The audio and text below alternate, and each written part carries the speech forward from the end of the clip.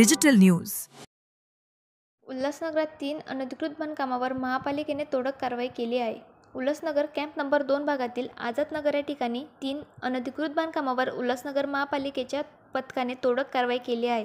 महापालिकेतील प्रभाग अधिकाऱ्यांना आझादनगर येथे अनधिकृत बांधकामे सुरू असल्याची माहिती महापालिकेला मिळाली होती।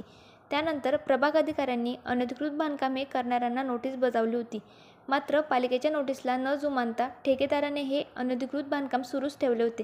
त्यामुळे नोटीसमध्ये दिलेली मुदतही संपल्याने उल्हासनगर महापालिकेचे आयुक्त मनीषा आव्हाडे यांच्या मार्गदर्शनाखाली सहाय्यक आयुक्त गणेश शिंपी यांना उपस्थित या अधिकृत बांधकामावर तोडक कारवाई करण्यात आली आहे।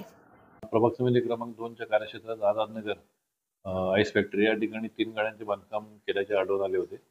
सदरच्या बांधकामास रितसर नोटीस बजावली होती। सदर ठिकाणी यापूर्वी देखील बांधकाम निष्कासित करण्यात आली होती।